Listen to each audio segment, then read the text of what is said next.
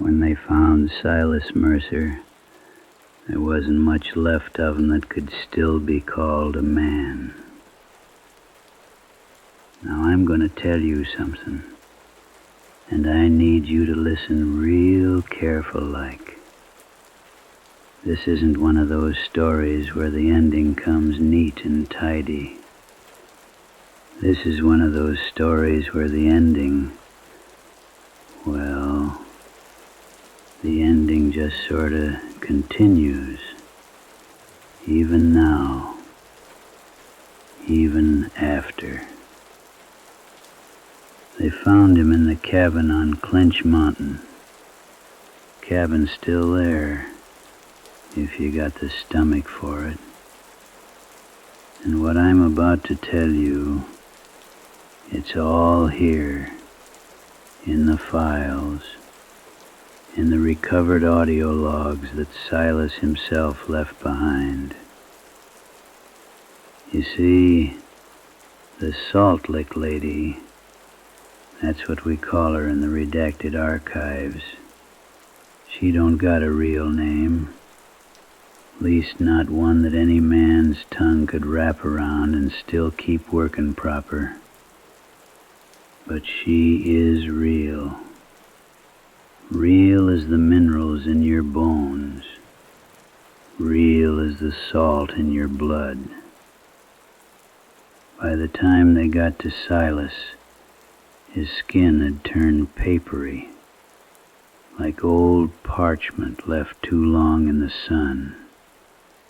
His lips were cracked deep, the kind of deep where you could see white bone underneath.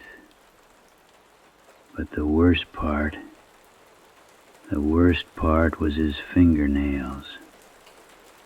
They were worn down flat, ground down, like he'd been scratching at something for weeks and weeks and weeks. Now, let me back up. Let me tell you how it started, because that's where we gotta go. We gotta go back to the beginning of Case File 063. This is the recorded testimony. Case File 063. Location, Clinch Mountain, Virginia. Elevation, 4,144 feet. Population, declining. The incident occurred over the course of 4 weeks and 18 days. Though by the end, Silas Mercer wasn't entirely sure anymore. Time gets different when you're losing pieces of yourself. Status unexplained. The entity involved, we call her the Salt Lick Lady, has never been formally documented in the archives until now. There are whispers, precedents, stories from the holler, passed down through families that know better than to speak too loud about such things. But Silas left us a record. This is his voice, or what's left of it, recovered from a series of audio logs recorded on equipment so old the cassette tapes had practically turned to dust. But they played. They still had something to say.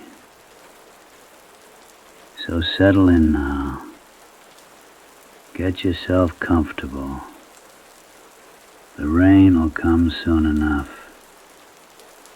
But first, you're gonna need to understand what happened on that mountain.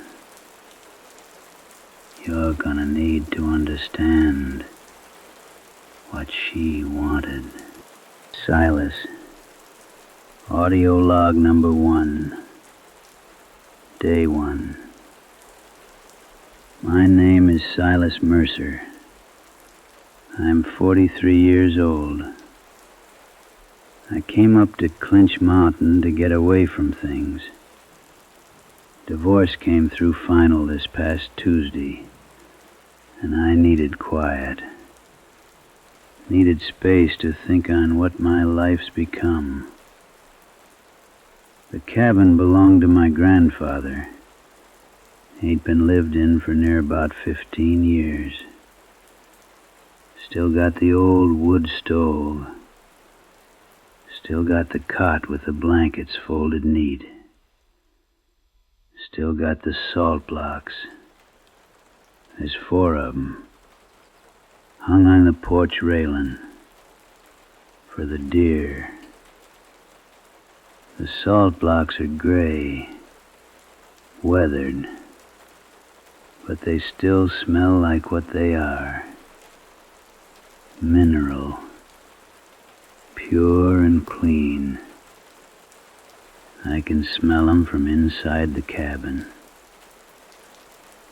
I'm gonna try and sleep now. The drive from Knoxville took it out of me. The engine noise is still humming in my head. The first few days were quiet. That's what Silas recorded anyway. Quiet and normal. He saw deer coming through the property at dawn. He saw a fox watching from the tree line. He made coffee on the old stove and sat on the porch watching the valley below, thinking about his life and how it all fell apart.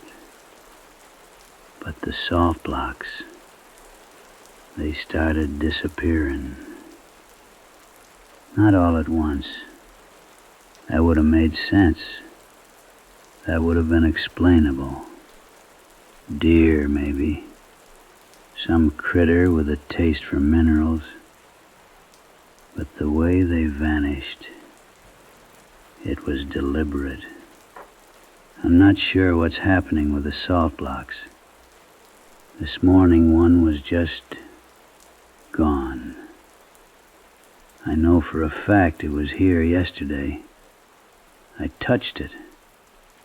Ran my hand across the surface. It's got this texture, see, like all the small crystals are worn smooth from the deer's mouths. But today, one of them's just vanished. There's still 3. The cows down below, old Mabel's herd, they've been acting strange. Won't come to the salt lick anymore. Just standing at the edge of the pasture, looking up at the mountain, looking up here, like they're waiting for something, like they're warning something. I need to sleep. I'm tired. By day 7, 2 of the salt blocks were gone. By day 9, all 4 had vanished. Silas walked the perimeter of that cabin 3 times a day for the next week. He was looking for tracks, for evidence, for anything that might explain what was taking the salt. But the ground around that cabin, it was hard, summer-baked, and whatever was taking those blocks, it wasn't leaving the kind of marks that make sense. There were marks, though, just not on the ground. Day 12. I saw them today. On the window. I don't know how to describe what I'm seeing. The glass on the north side of the cabin, the bedroom window, It's covered, completely covered with marks. They look like tongue marks. That sounds insane, I know. I'm keeping this record because I need to know I'm not losing my mind. If I listen to this later, if I survive this, I need to know I documented what I'm actually seeing. The marks are in patterns, long parallel strokes, like something with a rough surface. Rough, real rough, like sandpaper, like the belly of a fish that's been swimming the river for 100 years. And there's something else. The glass where the marks are, it's cloudy, etched, like acid's been eaten away at the surface. I can see the glass is getting thinner. The smell is copper.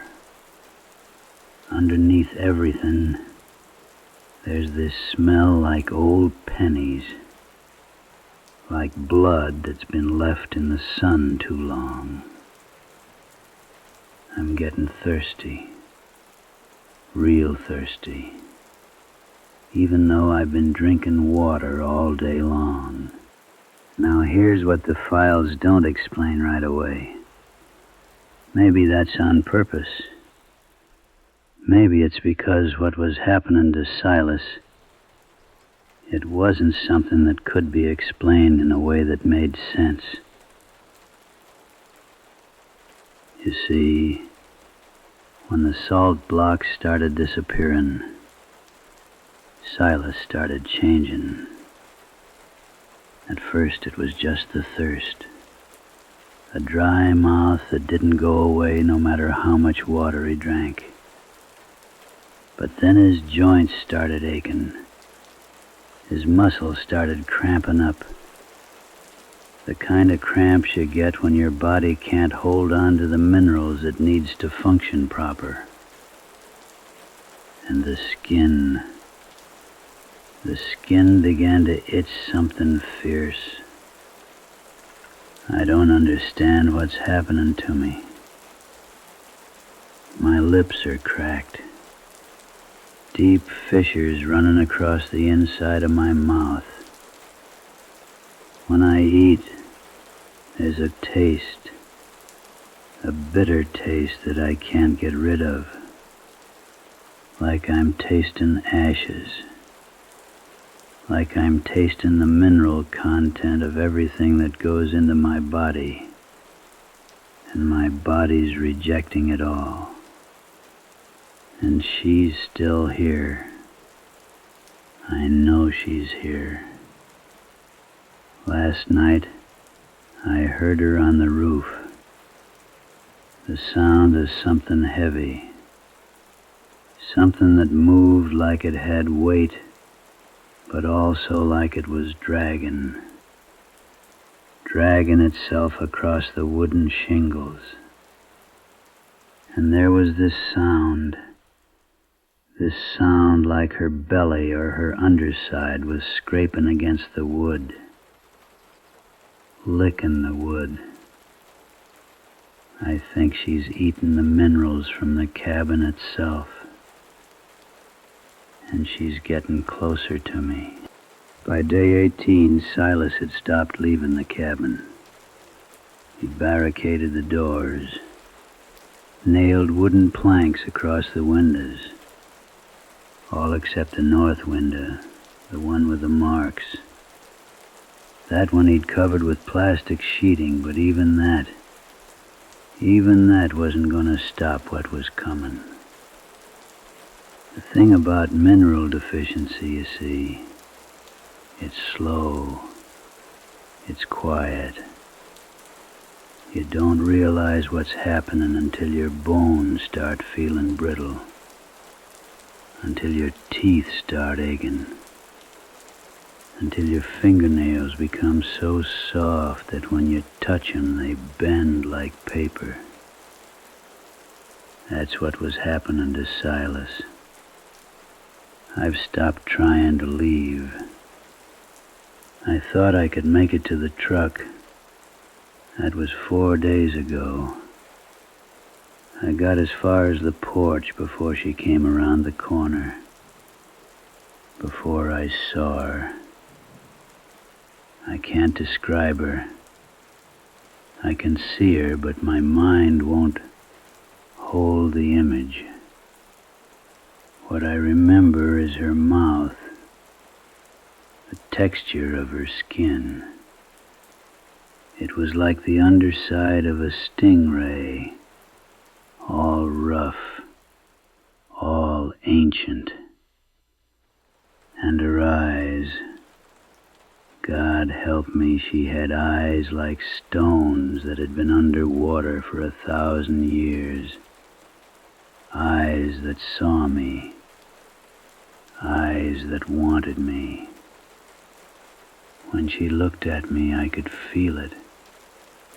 I could feel it the way you feel heat from a fire. She was hungry, and she could taste me. Every mineral, every bit of calcium and sodium in my body. She could taste it all. I ran back inside. She didn't follow, she just waited. The scratches on my arms, they're from me. I've been scratching at my own skin, trying to do something, anything. My skin's like paper now, like old parchment. And when I scratch it, there's almost no blood, just this clear fluid, like my body's been drained of everything except water. I'm so thirsty. The logs get harder to listen to after that point. Silas's voice, it changed. It became quieter, weaker. The pauses between his words got longer and longer. But he kept recording. Even as everything was being taken from him, he kept trying to document what was happening. I think maybe he was hoping someone would find these tapes. Day 27. She's inside now. I don't know how she got in. I don't know when. But I can hear her in the other room, in the kitchen. She's licking the walls.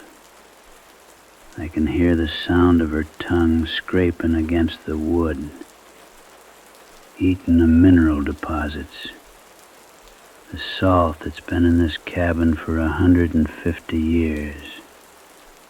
The minerals from the hands of every person who ever lived here. She's gonna come for me soon. I can feel her attention on me, like pressure, like somebody's hands are on my chest, squeezing and squeezing. My fingernails are gone. They just fell off. I was holding the recorder and I looked down and they were just gone. My fingers are raw underneath. The last log, the very last one. You gotta turn the volume up to hear it. And even then, you're not sure if what you're hearing is Silas's voice or the sound of the wind outside the cabin.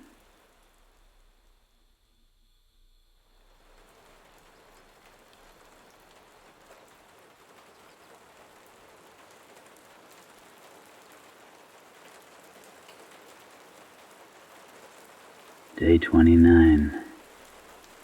She's in the room with me. I can see her in the dark. I can see her.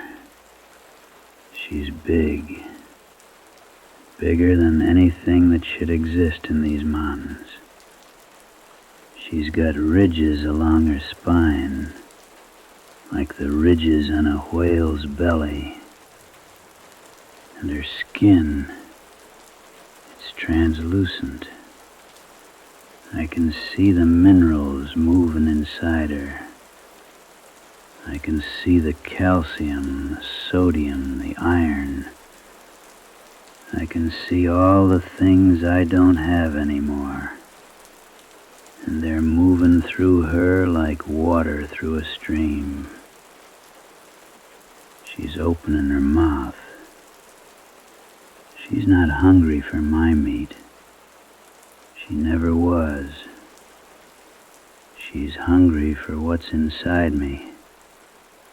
The salt, the minerals, the things that make a body whole.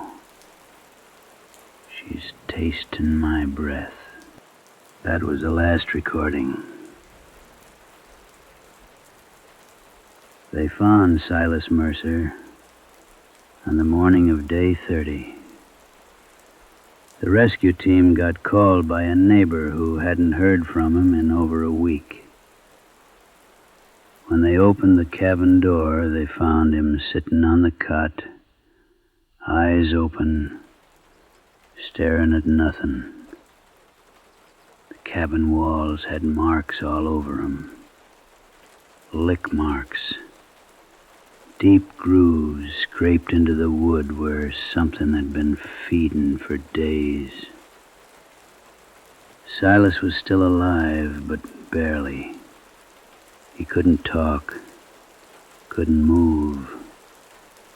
His body had been emptied, every mineral drained out. His doctors said they'd never seen anything like it.